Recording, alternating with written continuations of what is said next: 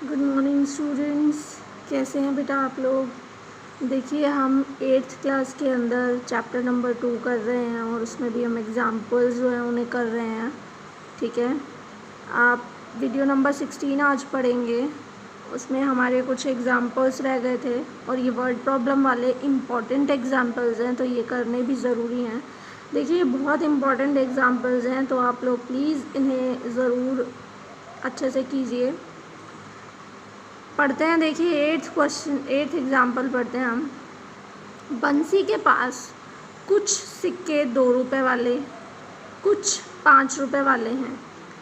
यदि 2 रुपये वाले सिक्कों की संख्या 5 रुपये वाले सिक्कों की संख्या की 3 गुनी है और उनके मूल्यों का योग 77 रुपये है, तो दोनों प्रकार के सिक्कों की संख्या अलग अलग ज्ञात कीजिए। देखिए बेटा एक चीज़ आप ध्यान रखिए, इक्वेशन बनानी है यहाँ आपको। अगर आपने इक्वेशन गलत बनाई तो आपका पूरा क्वेश्चन गलत होगा, कुछ भी उसमें सही नहीं हो सकता। तो इक्वेशन ऐसा नहीं है बहुत टफ है या बनेगी नहीं आप लोगों से।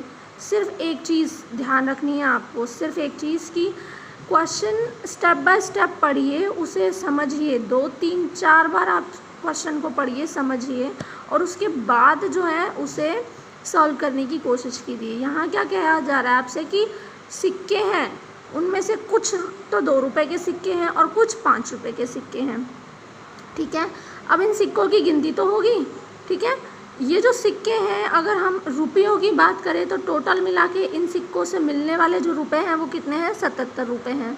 लेकिन जो सिक्के हैं उन सिक्कों की संख्या कितनी कितनी है, वो क्या कह रहा है सिक्कों की संख्या के लिए कि जो 2 रुपये वाले सिक्कों की संख्या है ना, वो 5 रुपये वाले सिक्कों की संख्या की 3 गुनी है। यानी कि 2 रुपये वाले सिक्के ज़्यादा हैं, 5 रुपये वाले सिक्के कम हैं, और 5 रुपये वाले सिक्के जितने हैं उससे 3 गुने हैं 2 रुपये वाले सिक्के। ठीक है, तो हम यह मान लें अगर कि 5 रुपये वाले सिक्के x हैं तो 2 रुपये वाले सिक्के 3x होंगे, क्योंकि अगर 5 रुपये के x हैं तो उससे 3 गुना यानी 3x होंगे किसके, 2 रुपये वाले सिक्के। तो ये तो संख्या हो गई सिक्कों की। बेटा अब अगर देखो 5 रुपये का एक सिक्का है अगर, तो सिक्का तो वो एक है लेकिन रुपए वो कितने हैं, 5 हैं। अगर सिक्के 2 हैं तो रुपए वो कितने हैं, 10 हैं। यानी कि आप 5 से गुणा कर रहे हो रुपयों के लिए। जब अगर सिक्के x हैं तो रुपए कितने हैं, 5 से गुणा करो, 5x रुपए हैं। और जब अगर सिक्के 3x हैं 2 रुपए के, तो 2 से गुणा करो, रुपए कितने बने हैं, 6x रुपए बने हैं।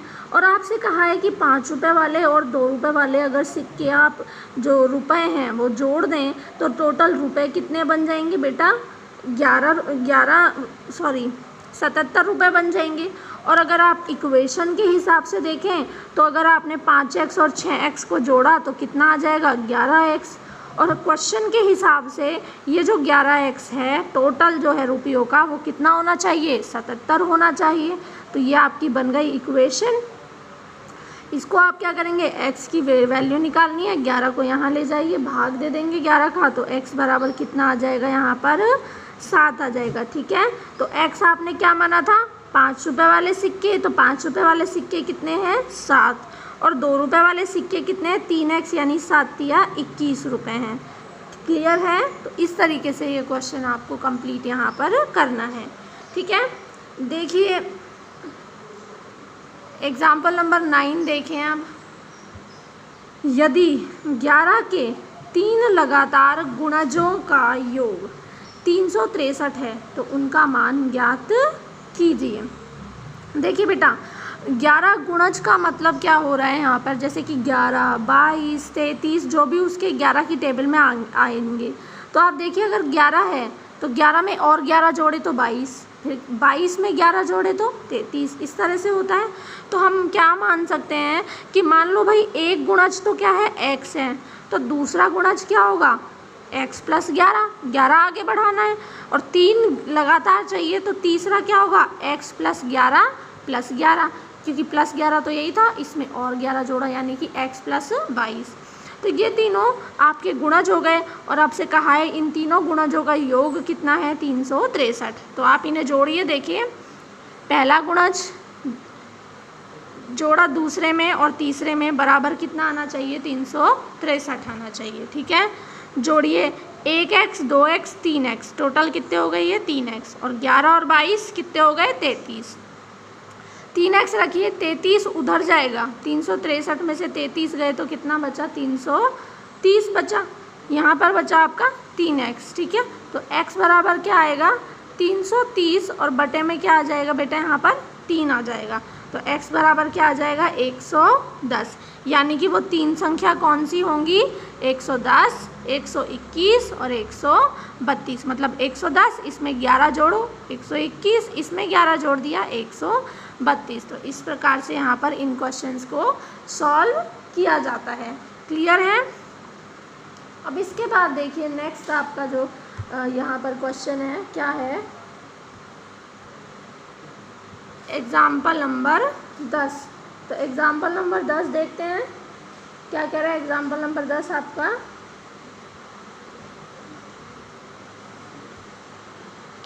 दो पूर्ण संख्याओं का अंतर कितना है, 66 है। दो कोई संख्याएं हैं, उन दोनों के बीच का अंतर कितना है बेटा, 66 है, और उनका अनुपात कितना है, 2:5 है। तो उन संख्याओं का आपको मान ज्ञात करना है। बेटा देखिए एक चीज़ आप ध्यान रखिए, जब भी अगर आपको अनुपात दिए हैं तो उन अनुपातों के साथ आप क्या लगा लेंगे, x लगा लेंगे। तो हमारे लिए एक संख्या हो गई 2x और दूसरी हो गई 5x। अब आपसे क्या कहा है कि अगर हमने ये संख्या मान ली भाई एक संख्या 2x है, दूसरी संख्या 5x है, तो आपसे क्या कहा है, दोनों संख्याओं में अंतर कितना है, 66। अंतर निकालो, 5x - 2x, अंतर का मतलब घटाना ही होता है कि भाई इसमें से अगर इसको घटा दे तो 66 आना चाहिए। ठीक है, अब आप देखिए 5x में से 2x गए तो कितने बचे, 3x, 3x बराबर 66। x निकालना है तो 3 का भाग दे देंगे तो कितना आ जाएगा, 22 आ जाएगा। तो इस तरह से जो आपने 2x मानी थी संख्या, वो तो हो गई 2 गुणा 22, यानी कि 44 हो गई वो संख्या। और जो दूसरी संख्या 5x थी वो 5 गुणा 22, यानी कि वो क्या हो गई, 110 हो गई। तो इस तरीके से आपने आंसर क्या आ गए, 44 और 110, क्योंकि इन दोनों का अंतर देखिए 110 में से आप 44 घटाएंगे तो कितना आ जाएगा, 66 आ जाएगा। क्लियर। तो इस तरीके से इन क्वेश्चंस को सॉल्व करते हैं। इसके बाद एग्जाम्पल नंबर 11 है, और बेटा आप ध्यान रखिए ये बहुत ही इम्पोर्टेंट एग्जाम्पल है। बच्चे बहुत ज़्यादा जो है इसमें फंस जाते हैं करते हुए। आप देखिए इस एग्जाम्पल को, क्या एग्जाम्पल कह रहा है आपसे ये देखिए।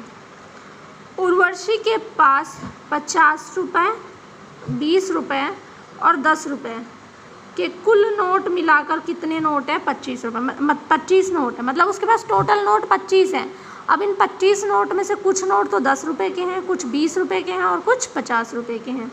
ठीक है, और इन 25 नोट जो है टोटल, इन 25 नोटों का अगर आप रुपए में मूल्यांकन करें तो कितने रुपए हैं, 590 रुपये हैं। अब आपसे कहा है कि 50 रुपये के और 20 रुपये वाले जो नोट हैं उनका जो अनुपात है वो कितना है, 3:5 है। यानी कि अगर 20 रुपये के 5 नोट हैं तो 50 रुपये के 3 नोट हैं, इस तरीके से। तो आपको कहा है कि प्रत्येक प्रकार के नोटों की संख्या बताओ, कितने कितने के नोट कितने हैं। ठीक है, तो देखिए मैंने आपसे अभी कहा अनुपात की जब बात आती है तो आप उन पे क्या लगा ले बेटा, x लगा ले। इनकी संख्या बन गई कि भाई 50 रुपये वाले नोट तो 3x हैं और 20 रुपये वाले नोट 5x है। ठीक है, पर सारे के सारे टोटल नोट कितने हैं बेटा, 25 हैं। तो जब आपसे कहा जाए कि 10 रुपये वाले नोट निकालो तो हम टोटल 25 नोट में से माइनस कर देंगे। कौन से माइनस करने हैं, 20 के और 50 के। 50 के और 20 के आप माइनस कर दो तो बचे हुए नोट किसके रहेंगे, 10 के रहेंगे। यानी कि 25 - 3 और 5 8x, ये आपके 10 रुपये के नोट हो गए। ठीक है, अब कुल जो धन है हमारे पास वो कितना है, 590 रुपये है। और अभी मैंने आपको पिछले एग्जाम्पल में भी बताया कि 10 रुपये का एक नोट की संख्या तो 1 है पर रुपए कितने हैं, 10 है। इसी तरीके से जब हम 50 रुपये के नोट की बात करते हैं तो नोटों की संख्या तो 3x है, लेकिन रुपए कितने बनेंगे, 50 से गुणा कर दे 150x रुपये बनेंगे। 20 रुपये वालों को जब आप 5x को 20 से गुणा करेंगे 100x रुपये बनेंगे। और 10 रुपये वाले नोट है कितने, 25 - 8x, और गुणा कर दीजिए आप 10 से, तो 10 से गुणा करेंगे तो हो जाएगा 250 माइनस 80 रुपये। तो ये हो गए टोटल तीनों के रुपए।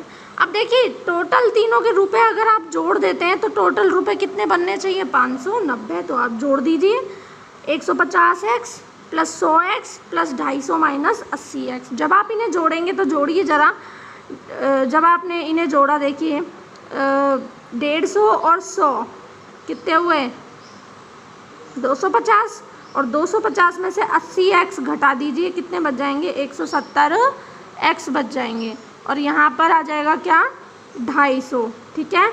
तो 170x प्लस 250 बराबर 590, क्योंकि कुल रुपए कितने हैं, 590। अब आपको x की वैल्यू निकालनी है, तो सबसे पहले 250 उधर ले जाइए, 340 बचेगा।